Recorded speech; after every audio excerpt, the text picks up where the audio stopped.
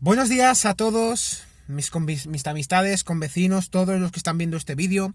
Os saluda vuestro hermano David Santiago, de la Iglesia Ministerio Apostólico Oasis de Bendición, una iglesia fundada por los apóstoles Leandro González y por la profeta Yolanda González, situada en la calle Periodista Abadía número 21 de la localidad de Follos, Valencia, en España, declarando España tierra bendita, España tierra de Dios.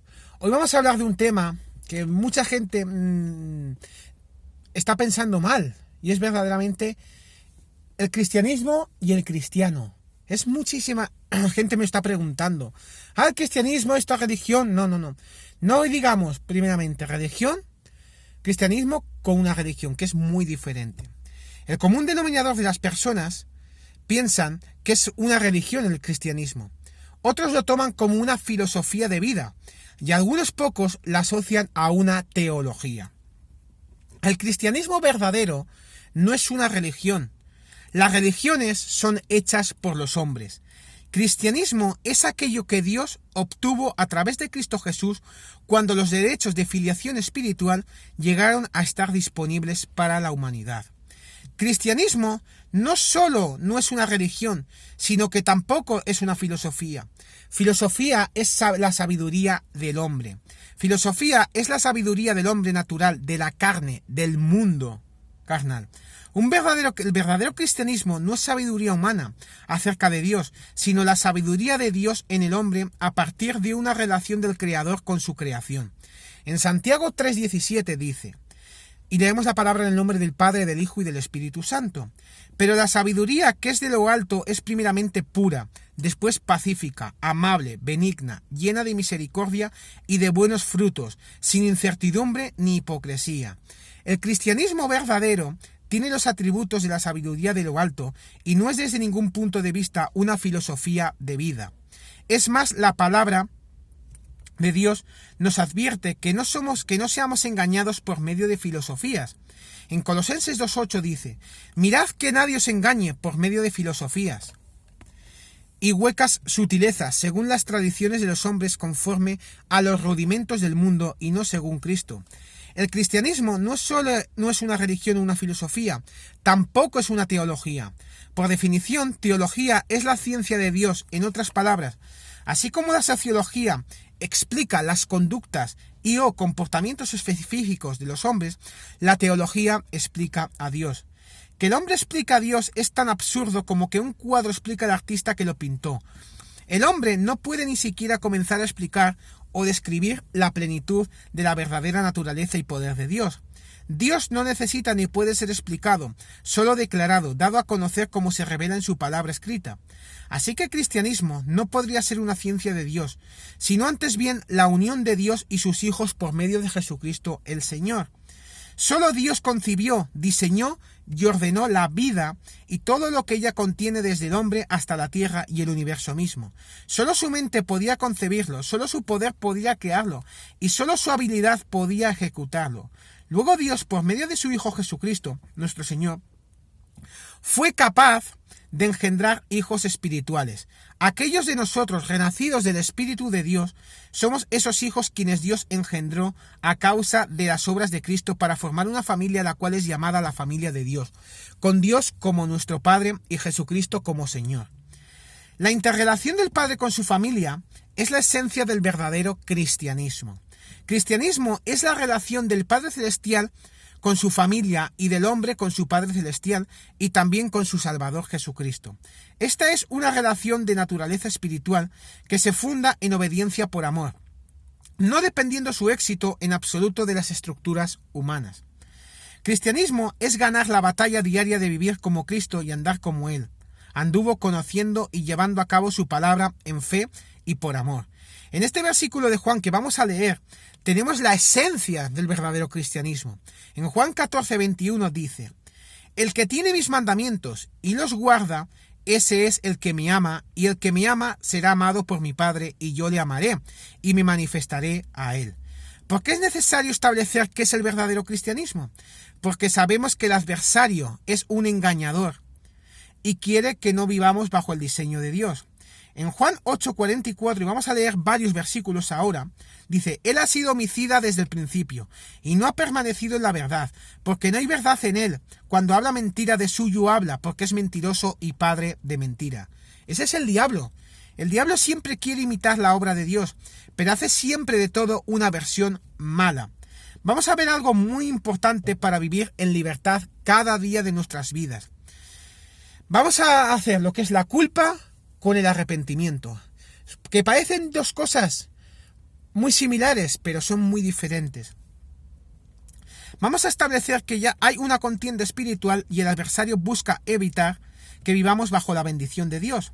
En Efesios 6:12 dice: porque no tenemos lucha contra sangre y carne, sino contra principados, contra potestades, contra los gobernadores de las tinieblas de este siglo, contra huestes espirituales de maldad en las regiones celestes. En 1 de Timoteo 4:1 dice: pero el Espíritu dice claramente que en los postreros tiempos algunos apostatarán de la fe, escuchando a espíritus engañadores y a doctrinas de demonios. La cuestión es que por cada bendición de Dios, el diablo tiene una maldición disfrazada. Dios sana, el diablo ofrece sanidad a través de adivinadores, y Dios da dones o palabras proféticas, y el diablo tiene dones engañosos y astrólogos que pueden predecir algo o arreglar una pareja o hacer un vínculo entre dos personas, etcétera, etcétera, etcétera. Dios ha dado una gran bendición para vivir en libertad, aun cuando pecamos o nos equivocamos, que es el arrepentimiento. En Lucas 17, 3-4 dice: mirad por vosotros mismos, si tu hermano pecare contra ti, repréndele, y si se arrepintiere, perdónale. Y si 7 veces al día pecare contra ti, y 7 veces al día volviera a ti diciendo me arrepiento, perdónale. Porque como dice su palabra, y lo vamos a leer ahora, el arrepentimiento nos permite reconocer que hicimos mal y volver a este bien con Dios al 100%, porque Dios no tiene ningún problema en sacarnos 1 y 1000 veces de barro, limpiarnos y restaurarnos. Si Él nos manda que perdonemos 70 veces 7, es porque está dispuesto a perdonarnos muchísimo más. 70 veces 7, si hacemos la multiplicación, son 490 veces. En Lucas, del 15 al 11 al 24, dice: también dijo: un hombre tenía 2 hijos, y el menor de ellos dijo a su padre: Padre, dame la parte de los bienes que me corresponde, y les repartió los bienes. No muchos días después, juntándolo todo, el hijo menor se fue lejos a una provincia apartada, y allí desperdició sus bienes viviendo perdidamente. Y cuando todo lo hubo malgastado, vino un gran hambre en aquella provincia y comenzó a faltarle. Y fue y se arrimó a uno de los ciudadanos de aquella tierra, el cual le envió a su hacienda para que apacentase cerdos. Y deseaba llenar su vientre de las algarrobas que comían los cerdos, pero nadie le daba. Y volviendo en sí dijo: ¿cuántos jornaleros en casa de mi padre tienen abundancia de pan, y yo aquí perezco de hambre? Me levantaré e iré a mi padre y le diré: Padre, he pecado contra el cielo y contra ti. Ya no soy digno de ser llamado tu hijo. Hazme como a uno de tus jornaleros. Y levantándose, vino a su padre, y cuando aún estaba lejos, lo vio su padre, y fue movido a misericordia, y corrió y se echó sobre su cuello y le besó. Y el hijo le dijo: Padre, he pecado contra el cielo y contra ti, y ya no soy digno de ser llamado tu hijo. Pero el padre dijo a sus siervos: Sacad el mejor vestido y vestidle, y poned un anillo en su mano, y calzado en sus pies. Y traed el becerro gordo y matadlo, y comamos y hagamos fiesta. Porque mi hijo muerto era, y ha revivido. Se había perdido, y es hallado. Y comenzaron a regocijarse. Como el diablo vio que el arrepentimiento no era bueno para sus planes, inventó algo que a simple vista es parecido al arrepentimiento, pero que sus consecuencias son totalmente diferentes. Es la culpa. La culpa reconoce que nos equivocamos, pero no deja que volvamos a tener esa buena relación con Dios. La culpa nos hace bajar la cabeza y decir: Dios no me va a ver jamás con buena cara. El arrepentimiento edifica, la culpa destruye. El arrepentimiento crea puentes, la culpa te corta el puente cuando lo estás cruzando. Si tuviste 1, 2, 5 o 1000 errores, Dios está ahí. No te mira con mala cara cuando vuelves a Él y no te reprocha. Si el haber hecho algo malo te impide volver a Él, es más malo el no volver que lo malo que hayas hecho. La Biblia nos dice en Hebreos capítulo 12 versículos 1 al 2: Por tanto nosotros también, teniendo en derredor nuestro gran de nube de testigos, despojémonos de todo peso y del pecado que nos asedia, y corramos con paciencia la carrera que tenemos por delante, puesto los ojos en Jesús, el autor y consumador de la fe, el cual por el gozo puesto delante de él sufrió la cruz, menospreciando el oprobio, y se sentó a la diestra del trono de Dios. Como cristianos tenemos una gran carrera por delante. Nuestra meta es Cristo, pero nos dice que como buenos corredores no podemos correr con peso. Nadie correría una carrera de velocidad llevando un piano al hombro. Nos enseña que tenemos que dejar a un lado dos cosas para poder correr bien. Por un lado el pecado y por otro lado el peso. Tal vez crees que la culpa no es un pecado, pero te puedo asegurar que es un peso que no te deja correr. Es como una red que se te enreda en los pies y no te permite seguir. Tal vez en tu vida estás luchando con tentaciones o tendencias que se oponen a lo que Jesús quiere para ti. Y muchas veces la culpa se convierte en un aliado de tus enemigos. Pero cuando caes ante una tentación o cedes ante alguna cosa, la culpa te quiere dejar en el piso, no quiere permitir que te levantes y sigas corriendo. Sin embargo, el arrepentimiento es el que te permite recordar que estás en medio de una carrera y que es necesario levantarse y correr. En 1 de Juan 1:9 dice: si confesamos nuestros pecados, Él es fiel y justo para perdonar nuestros pecados y limpiarnos de toda maldad. Dios no está ahí para darte un golpe por lo que hiciste mal. Justamente Él envía a su Hijo para que podamos levantarnos y seguir adelante. Él está para abrazarte y sanarte, no para criticarte. Él quiere lo mejor para vos. Vamos a mirar lo que dice en Jeremías 29:11, que es un versículo que sabemos casi todo el mundo. Pero yo sé los pensamientos que tengo acerca de vosotros, dice Jehová. Pensamientos de paz y no de mal, para daros el fin que esperáis. No te quedes en el piso, no dejes que la culpa sea tu vencedora. El que ganó es Cristo y clavó todas nuestras culpas en la cruz. Por eso, sigue adelante, fija tus ojos en Cristo y actúa de acuerdo a quien eres en Él, a través de la gracia y el perdón. En 1 de Juan, capítulo 2, versículos 1 al 6, dice: hijitos míos, estas cosas os escribo para que no pequéis, y si alguno hubiere pecado, abogado tenemos para con el Padre a Jesús el justo. Y Él es la apropiación por nuestros pecados, y no solamente por los nuestros, sino también por los de todo el mundo. Y en esto sabemos que nosotros le conocemos, si guardamos sus mandamientos. El que dice: yo le conozco, y no guarda sus mandamientos, el tal es mentiroso y la verdad no está en él. Pero el que guarda su palabra, en este verdaderamente el amor de Dios se ha perfeccionado. Por esto sabemos que estamos en él. El que dice que permanece en él debe andar como él anduvo. La Biblia enseña que la confesión a Dios es el paso previo para el perdón de Dios. Esta confesión implica arrepentimiento y, cuando sea necesario, restitución. La confesión sin arrepentimiento es un fraude. En Proverbios capítulo 28, versículo 13, podemos leer lo siguiente: el que encubre sus pecados no prosperará, mas el que los confiesa y se aparta alcanzará misericordia. La maravilla de la Escritura es la buena nueva de que Dios perdona a quien con corazón sincero confiesa su pecado. El rey Manasés, fue uno de los reyes más malvados de Judá. Él echó por tierra las reformas de Ezequías y sirvió a dioses falsos con más celo de lo que habían hecho las naciones paganas que Dios había destruido ante los israelitas. En 2 de Crónicas, capítulo 33, versículo 1 al 9, dice: de 12 años era Manasés cuando comenzó a reinar, y 55 años reinó en Jerusalén. Pero hizo lo malo ante los ojos de Jehová, conforme a las abominaciones de las naciones que Jehová había echado de delante de los ojos de Israel, porque él reedificó los lugares altos que Ezequías su padre había derribado, y levantó altares a los Baales, e hizo imágenes de Asera, y adoró a todo el ejército de los cielos y les rindió culto. Edificó también altares en la casa de Jehová, de la cual había dicho Jehová: en Jerusalén estará mi nombre perpetuamente. Edificó asimismo altares a todo el ejército de los cielos en los dos atrios de la casa de Jehová, y pasó sus hijos por fuego en el valle de los hijos de Hinnom, y observaba los tiempos, miraba en agüeros, era dado a adivinaciones y consultaba divinos y encantadores. Se excedió en hacer lo malo ante los ojos de Jehová hasta encender su ira. Además de esto, puso una imagen fundida que hizo en la casa de Dios, de la cual había dicho Dios a David y a Salomón su hijo: en esta casa y en Jerusalén, la cual yo elegí sobre todas las tribus de Israel, pondré mi nombre para siempre. Y nunca más quitaré el pie de Israel de la tierra que yo entregué a vuestros padres, a condición de que guarden y hagan todas las cosas que yo los he mandado. Toda la ley, los estatutos, los preceptos, por medio de Moisés. Manasés hizo extraviarse a Judá y a los moradores de Jerusalén, para hacer más mal que las naciones que Jehová destruyó delante de los hijos de Israel. Sin embargo, al ser capturado por los asirios, Manasés se humilló ante el Señor y Dios lo perdonó. Podemos leer en siguiente en 2 de Crónicas, capítulo 33, versículos 12 al 13. Mas luego que fue puesto en angustias, oró a Jehová su Dios, humillado grandemente en la presencia del Dios de sus padres, y habiendo orado a él, fue atendido, pues Dios oyó su oración y lo restauró a Jerusalén a su reino.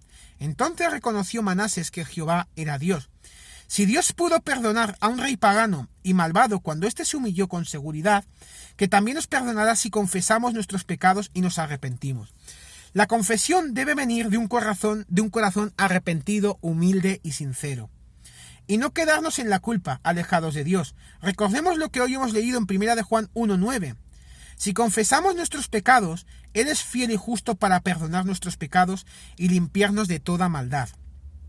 Aprendamos este pasaje de memoria y a cada día pidámosles a Dios que lo haga realidad en nuestra vida para no caer en el plan del adversario, que es la culpa que nos aleja a Dios. Con la culpa dejamos de orar, dejamos de congregarnos, dejamos de alabar y dejamos la carrera de la santidad. Dios nos ama y no hay nadie que pueda separarnos de su amor. En Romanos 8, capítulo 8, versículos 38 al 39, y voy a ir terminando este vídeo, dice: por lo cual estoy seguro de que ni la muerte, ni la vida, ni ángeles, ni principados, ni potestades, ni lo presente, ni lo porvenir, ni lo alto, lo profundo, ni ninguna otra cosa creada nos podrá separar del amor de Dios que es en Cristo Jesús, Señor nuestro. Hay otro precioso versículo para compartir y vivir el verdadero cristianismo. Está en Hebreos capítulo 10 versículos 17. Y dice: y nunca más me acordaré de sus pecados y transgresiones. Cuán hermoso y notable que el Dios que todo lo conoce promete no solo perdonar nuestros pecados, sino también olvidarlos para siempre. Jesús pagó la deuda por nosotros para que pudiéramos ser perdonados. Todo lo que uno tiene que hacer es pedirle a Dios que le perdone a través de Jesús. Nadie puede pagar a Dios por el perdón. Uno solo puede recibirlo en arrepentimiento, por la fe, por medio de la gracia y misericordia de Dios. Es tiempo de vivir el verdadero cristianismo. Es tiempo de vivir la verdadera libertad. Y con este versículo voy a terminar, que es Santiago 1:25, que dice: mas el que mira atentamente en la perfecta ley de la de la libertad, y persevera en ella, no siendo oidor olvidadizo, sino hacedor de la obra, este será bienaventurado en lo que hace. Así que, amados hermanos, con esto quiero decir que aprendamos no a ser el cristianismo, que no es una religión, no es una teología, sino que vivamos el evangelio. Y como dice también su palabra, ir y predicar el evangelio a toda criatura. Y eso es lo que estamos haciendo en estos vídeos, declarando palabra profética, declarando que esas almas que se encuentran allá afuera sin conocer de Cristo, vengan a Cristo y nueva criatura serán en el nombre de Jesús. Quiero hacer 3 clamores diferentes. El primero de ellos, quiero hacer un clamor por mis pastores, el apóstol Leandro González y la profeta Yolanda González.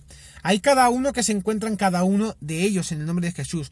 Papá, mamá, os declaramos fuerzas renovadas. Declaramos que os da las palabras adecuadas para predicar el evangelio allí donde encontréis. En Estados Unidos, en Panamá, en Costa Rica, Nicaragua, Honduras, España. Y declaramos a España tierra bendita, España tierra de Dios en el nombre de Jesús. Papá, mamá, os da fuerzas renovadas, os da conocimientos nuevos, os da sabidurías nuevas en el nombre de Jesús. Quiero hacer también un segundo clamor por toda nación, empezando por Honduras, Ecuador, Nicaragua, España.